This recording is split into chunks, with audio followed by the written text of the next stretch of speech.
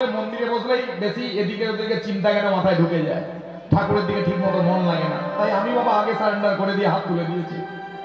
কেন তিলক করি, মালা নিয়ে আর টিকি রাখি, মানুষ তো আমিও, তাই আমার লোভ হিংসা কামনা সবই তো আমার মধ্যেও আছে। তাই যেটা আমার প্রবলেম আমি হাত তুলে দেখাচ্ছি, আপনাদেরটাও দেখালেন। এবার সমাধান নিন। ভগবান বলল, ঠিকই বলেছ অর্জুন, তোমার কথাটা নিরর্থক নয়। তুমি বলেছ যে চঞ্চলং হি মম কৃষ্ণ, এটা অর্জুন বলছে ভগবানকে, হে কেশব, কেন জানি তোমার নাম গাইতে গেলে আমার মন চঞ্চল হয়ে যায়। জপমালাতে হাতটা ঠিকই ঢুকিয়ে রাখি, কিন্তু নামের প্রতি আমার কোনো রুচি নেই, শুধু কাঠি টানতে হয়, টেনেই যাচ্ছি টেনেই যাচ্ছি। ভগবান বলে, এরকম কোটি জন্ম টেনে টেনে আমাকে টেনে তুই নামাতে পারবি না। কেন? যেদিন এটা টানার সঙ্গে সঙ্গে এখান থেকে কিছু বেরোবে, সেদিনই হচ্ছে প্রকৃত তোর নাম জপ, সেদিনই হয়েছে তোর প্রকৃত নাম জপ। তাহলে তো লোক দেখলে আমার হাত এখানে ঢুকে যায়, কেন নিজেকে বড় সাধু প্রমাণ করাতে হবে তো।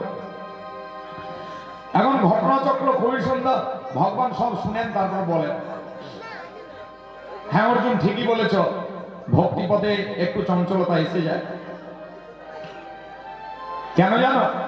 তুমি ঠিকই বলেছ, দুর্বার ইন্দ্রিয় মানে চক্ষু কর্ণ নাসিকা জিহাতক পঞ্চ জ্ঞানেন্দ্রিয়, বাক পানি পায়ুপাদ উপস্থ পঞ্চ কর্মেন্দ্রিয়, তার উপরে তোমার মন সূক্ষ্ম ইন্দ্রিয়, এই একাদশ ইন্দ্র দিয়ে গঠিত এই যে দেহ, এই ইন্দ্রিয়গুলো কামনার অধীনে থাকার জন্য তারা তোমাকে ভক্তিতে সহায়তা করছে না।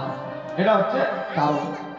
তাহলে প্রভু কি করব না? বলছে কাউকে পোষ মানান, কাউকে ভালোবাসতে যান, একদিনে কিন্তু কেউ পটে যায় না, ঠিক না ভুল? যারা প্রেম করেছে হাত তুলুন, যারা কুকুর পোষেন হাত তুলুন। কেউ হাত তোলেনি মানে কেউ ওটা করেনি নাকি? এই গ্রামে সবাই ওকে আছে, তাহলে হ্যাঁ, শুধু ফোন আসার অপেক্ষায় বসে আছে। আচ্ছা, যে যার ওটা ইন্টারনাল ম্যাটার, ওখানে আমি মাথা গোলাবো না, আবার কারো গায়ে লেগে যাবে বলে আমার হয়েছে, তোমার কি? ঠিক আছে, চালিয়ে যাবে। এখন ঘটনাটা খুবই সুন্দর, একদিনে তো পটে না, একদিনে পশু মানে না। সেখানে যদি সময় লাগান, love you love you love you love you, ওদিক থেকে hate you hate you hate you hate you, I don't care বলে বলে যাচ্ছে, একদিন না একদিন তো বলবে ইউ আর মাই ডিয়ার। আরে বলবে কি বলবে না? আজ যে করছে তোমায় কি গো আনকেয়ার, সে একদিন বলবে ইউ আর মাই ডিয়ার। আর এটাও সত্য জেনে রাখুন, আজকে যে বলছে ইউ আর মাই ডিয়ার, একদিন পরে না হলেও 1 বছর, না হলেও 5 বছর পরে বলবে আই ডোন্ট কেয়ার। এই দুটোই কিন্তু পৃথিবীতে ঘুরছে এভাবে এভাবে এভাবে এভাবে। আজকে যে কেয়ার করছে 2 দিন পরে আনকেয়ার করবে, আজকে যে আনকেয়ার করছে একদিন পরে, একদিন বা 1 বছর 1 মাস পরে হলেও তোমার মর্মটা সে বুঝতে পারবে যে এই মানুষটা আমার জীবনে কতটা দামি ছিল। দাঁত থাকতে দাঁতের মর্ম কেউ জানে না, যখন দাঁত কটকট করে ওঠে যন্ত্রণা হয়, কি ঘষবে, কি লাগাবে, কোথায় যাবে, জলে পড়ে যাবে, কি করবে সে চিন্তা করে। যাদের হয় তারা জানে। কি আমার তো বাবু এখনো হয় না, ভগবান না জানি কবে দেয়, কিন্তু শুনেছি নাকি ওই যন্ত্রণাটা খুব কঠিন কষ্টদায়ক হয়, দাঁতের যন্ত্রণাগুলো। তাই এই দেহ থাকতে থাকতে একটু ভগবানের মন দিন, ভক্তিতে মন দিন। কেন? দেহ আছে বলে এখানে আছেন, এ নয় যে দেহ বাদ দিয়ে আপনি এখানে পৌঁছে যেতে পারবেন। আর এই দেহটার মধ্যে আত্মাটা দিয়েছে এই কারণেই, যাতে দেহটাকে ভজন ক্ষেত্র রূপে ব্যবহার করতে পারে। ও বাবা, ও মা, আমাকে যদি কেউ একটা চাষযোগ্য জমি দেয় চাষ করার জন্য, তাকে যদি হদবন করে চিত্র ঘাস করে আজে বাজে বন জঙ্গল করে ফেলিয়ে রাখি, মালিকটা জানা বোঝা সত্ত্বে কি ওইটা দেবে? ওই জমিটা পরের বছর আর দেবে? কথা বলবেন একটু।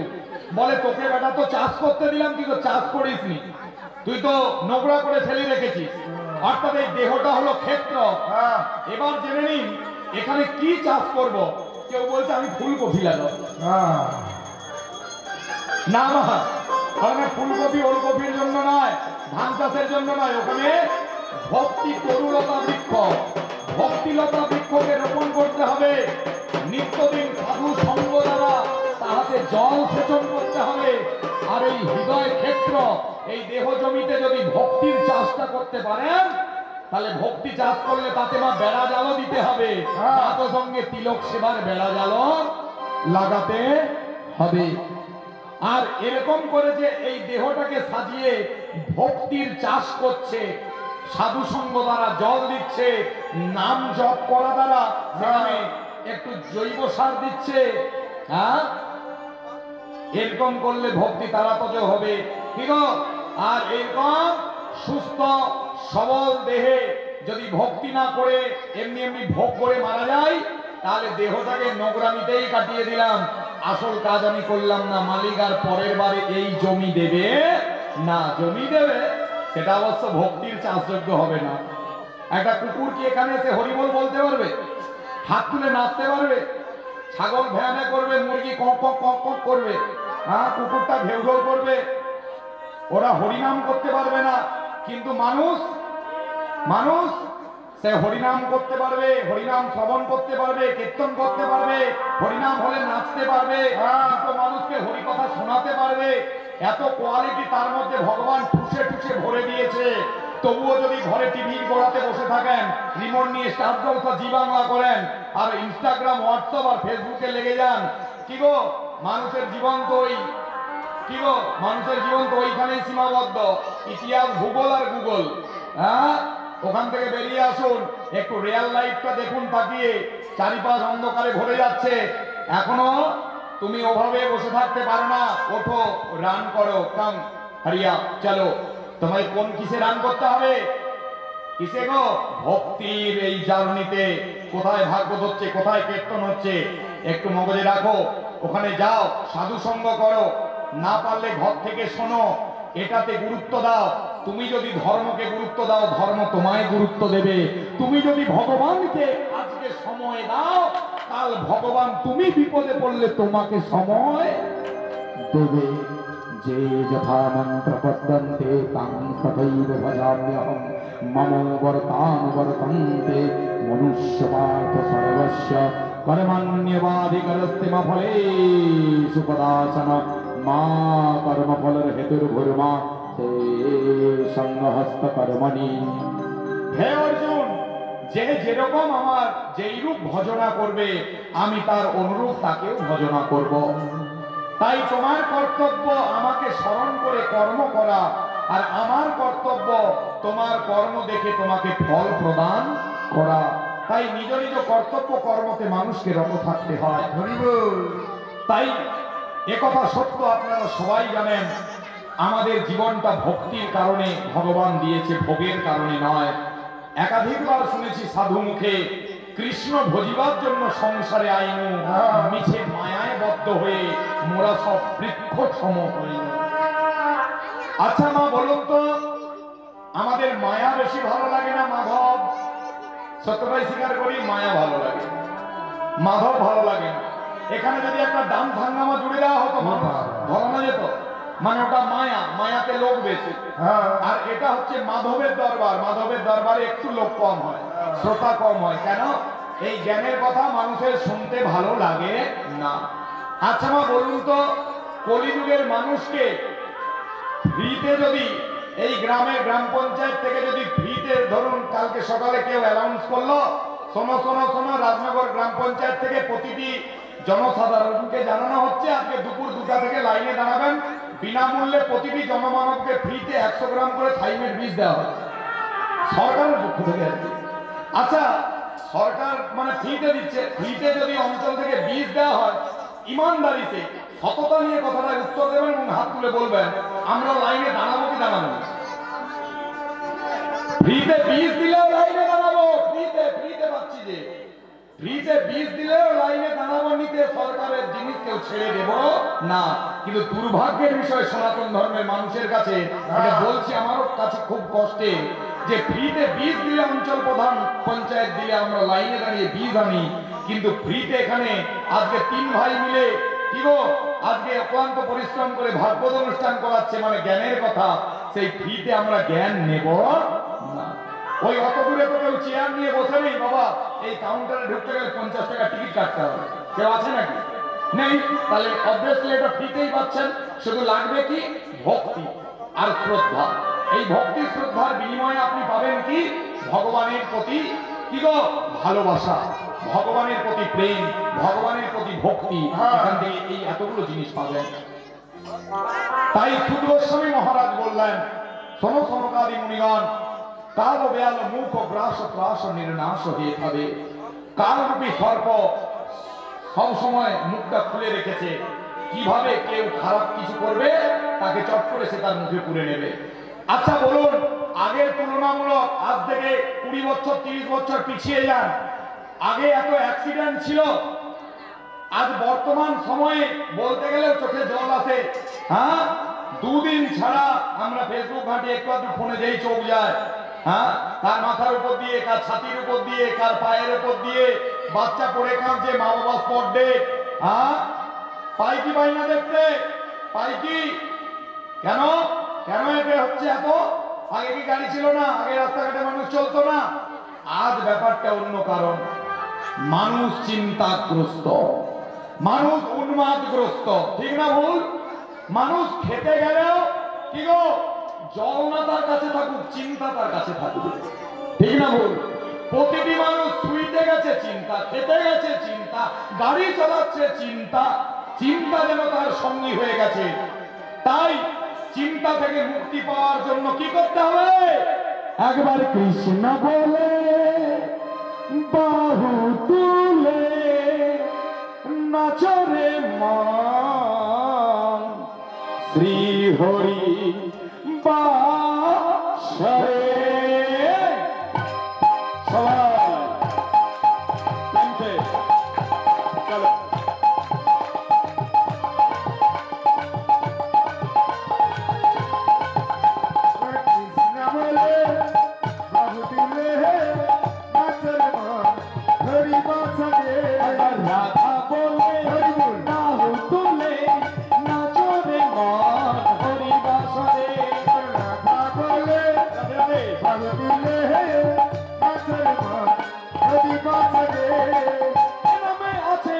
শান্তি শান্তি এনামে নেই কোনো ক্লান্তি ক্লান্তি, এনামে আছে বড় শান্তি, এনামে নেই কোনো ক্লান্তি ক্লান্তি। আচ্ছা, এই নামে করতালি কারা কারা দিচ্ছেন দেখি, একটু দেখি দেখি, দেন দেন দেন দেন, তাহলে আমি ভাবলাম সকলের হাত রাত গুলো আছে ঠিকঠাক। আচ্ছা, এই নাম শান্তি দেয় না ক্লান্তি দেয়? তাহলে হাততালি মারতে কি কষ্ট হচ্ছে অনেকে? ঠান্ডা তো খুবই কম। এই গৃহস্বামীর ওপরে মহাপ্রভুর অপার কৃপা। ভেবেছিলাম পৌষ মাসের একটা লাস্টের দিকে চলে এসেছে, মানে ঠান্ডাটা জাঁকিয়ে পড়ার কথা, মাঘের মাঝামাঝি পর্যন্ত থাকবে ঠান্ডা, কিন্তু আজকের তো ওয়েদার খুবই ভালো, তুলনামূলক ঠান্ডা কম আছে তো মা। তাহলে ঠান্ডা কম আছে কেন জানেন? ভক্তিতে আপনারা গরম হয়ে আছেন, এই জন্য ঠান্ডা ভয়ে পালিয়ে গেছে। কেমন? আচ্ছা, তাহলে এটা বিশ্বাস করেন তো যে হরিনাম করলে আমরা জীবনে শান্তি পাবো? কারা কারা পাবেন হাতটা দেখি, কেমন ওঠে নাকি দেখি, হাত উঠবে তো?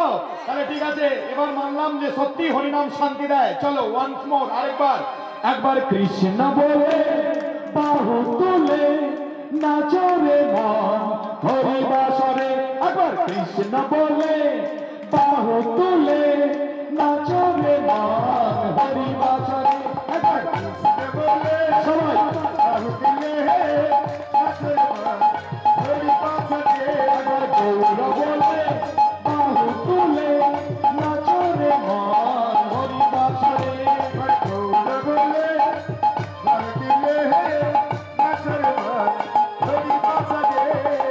এ নামে আছে শুধু শান্তি শান্তি, এ নামে নেই কোনো ক্লান্তি ক্লান্তি, শুধু শান্তি শান্তি, এ নামে নেই কোনো ক্লান্তি ক্লান্তি, এ নামে আছে শুধু শান্তি শান্তি, এ নামে নেই কোনো ক্লান্তি ক্লান্তি, এ নামে নেই কোনো ক্লান্তি ক্লান্তি। তাই একবার কৃষ্ণ বলে বাহু তুলে নাচরে মন হরি বাসরে,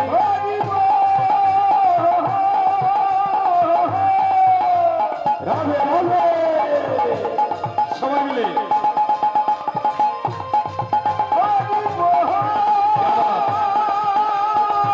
চলো একবার হরি হরি হরি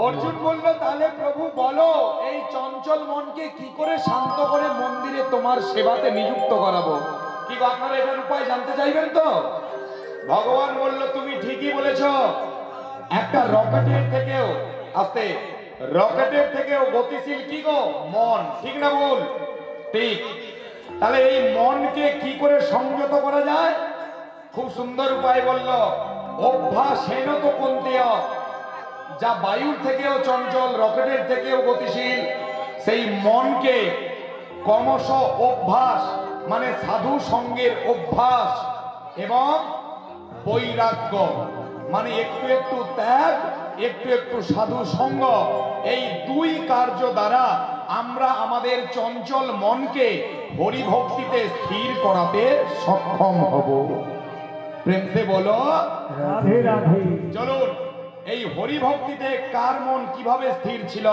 আর স্থির মনে ভক্তি করলে সেখানেও একটু জ্বালা আছে মানে কি মা যে খুব ভগবানকে ভালোবাসে তাকে কি দেয় ভগবান যে করে আমার আশ করি তার সর্বনাশ এই জন্য বুঝি হরি এই ভক্তি পথে একটু লোক কম হয় শ্রোতা কম হয় কেন ওরা জানে আমার গেলে যদি সর্বনাশ হয় আমার যেতেও নেই আর সর্বনাশ করতেও নেই ওরা খুবই চতুর বুদ্ধিমান কিন্তু না ওদেরকে তো শাস্ত্র বুদ্ধিমান বললো না এই যারা দেখবে পরে বুদ্ধিমান কাদেরকে বলছে হরিনাম কৃষ্ণ নাম বড়ই মধুর যে জনা হরি ভজে সে বড় চতুর আর যে ভজে না সে হয় ফতুর তার সব থেকেও কিছু নেই সে ভিখারি আর ধনীকে যার ঘরে চাল ডাল কিছু নেই খেতে পড়তে মাথার উপরে ছাদরাও ঠিক নেই জল পড়ে বৃষ্টি হলে সেও মুখ ফুটিয়ে বলে গো মা হ্যাঁ কেউ নেই কিছু নেই তো কি হয়েছে আমার ভগবান আছে আমার হরি আছে সেই রকম একদিন দরিদ্র এক সিপাহী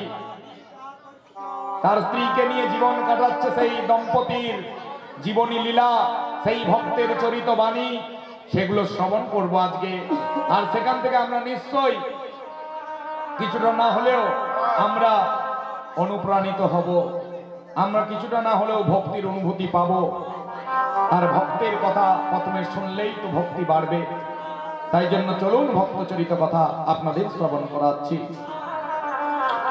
আর লাস্টের লাইনটা কি তবু যদি নাহি ছাড়ো আস আমি হব গিয়া তোমার দাসেরও অনুদাস তাই শুনে রাখো তোমরা डट के लड़ाई करो छोड़ो मत कृष्णा की चरण को विश्वास रखो राके हरि मारे के मारे हरि रखे तेरा हरि तेरे संग है तेरे को किसी से भी डरने की जरूरत नहीं है प्यारे क्योंकि हरि जिसकी संग है युद्ध में उसकी जय तो निश्चित है ठीक ठीक ना भूल ठीक আজকের গৃহস্বামীর পক্ষ থেকে শুধু ভক্তমণ্ডলী দূর দূরান্তে যারা আছেন যারা এত সুন্দর একটা সাউন্ড দ্বারা হরিকথা শ্রবণ করছেন সকলের কাছে বিশেষ নিবেদন গৃহস্বামীর পক্ষ থেকে আজকের তো ভাগবত হচ্ছে দেবী দেবতার পুজো আরাধনাও করছে ব্রাহ্মণ ঠাকুর বর্গরা তা আজকের এই সব কিছুকে কেন্দ্র করে প্রসাদের ব্যবস্থা আছে তা কেউ চলে যাবেন না অবশ্যই প্রসাদ নির্ধারিত সময়ে বিতরণ করা হবে আপনারা সবাই প্রসাদ পেয়ে আনন্দ মনে বাড়ি ফিরবেন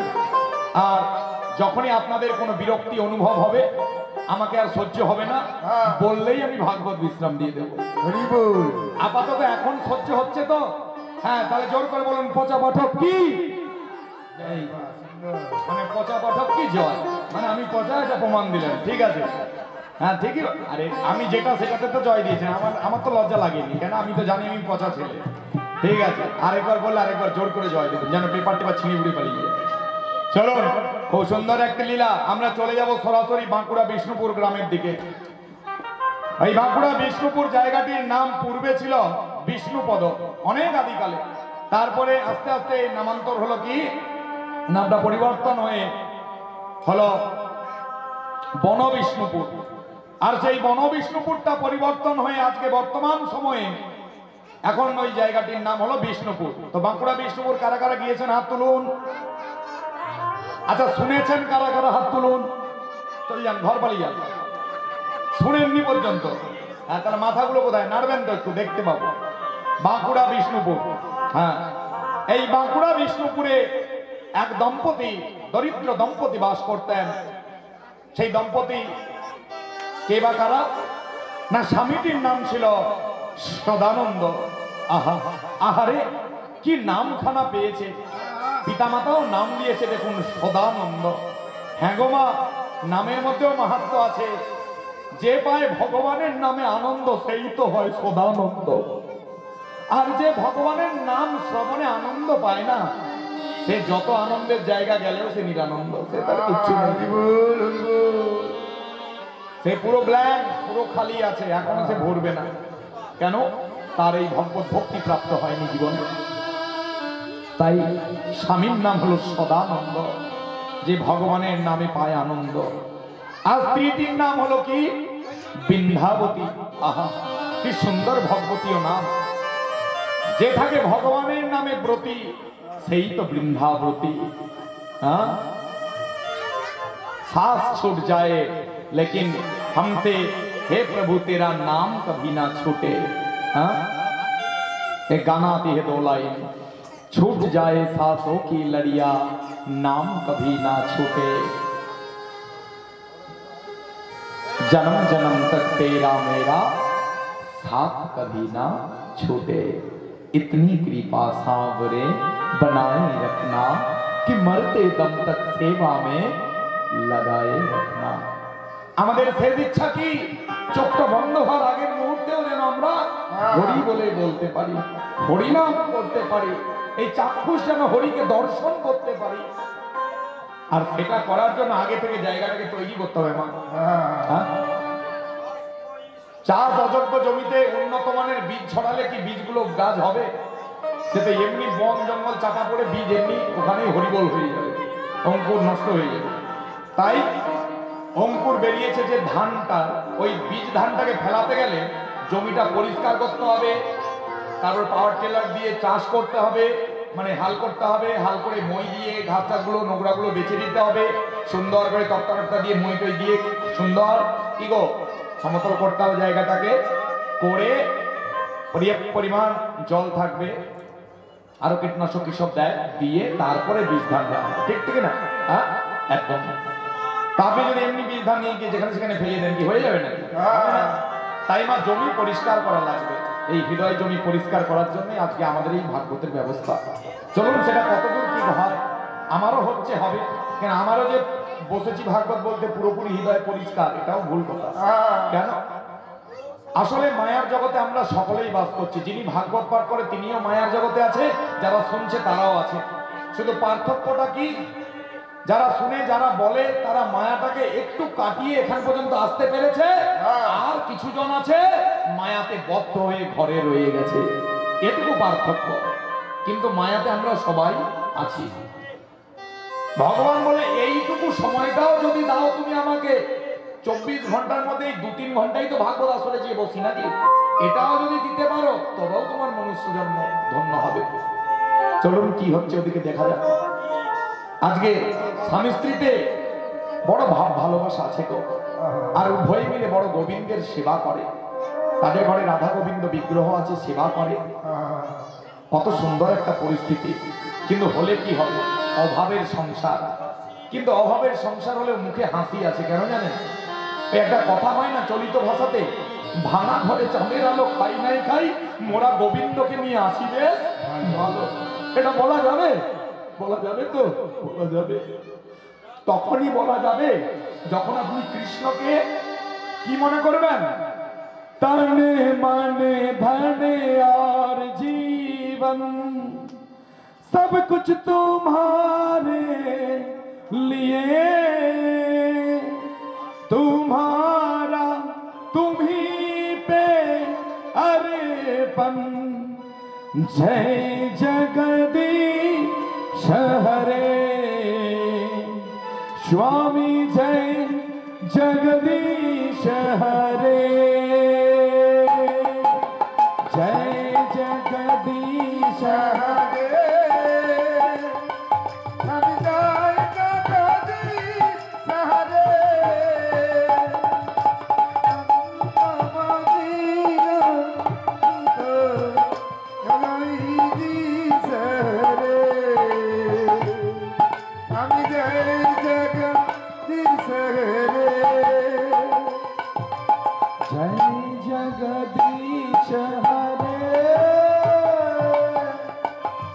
स्वामी जय जगदीश हरे भक्त जनों की संकट दास जनों की संकट क्षण में दूर करे ओम जय जगदीश हरे ओम जय जगदीश हरे जगदीश हरे हरि बोल सबाई जय जगदीश हरे ओ धन मन धन और जीवन सब कुछ तुम्हारे लिए तुम्हारा तुम्हीं पे अर्पण तुम्हारा तुम्हीं पे अर्पण जय जगदीश हरे जय जगदीश हरे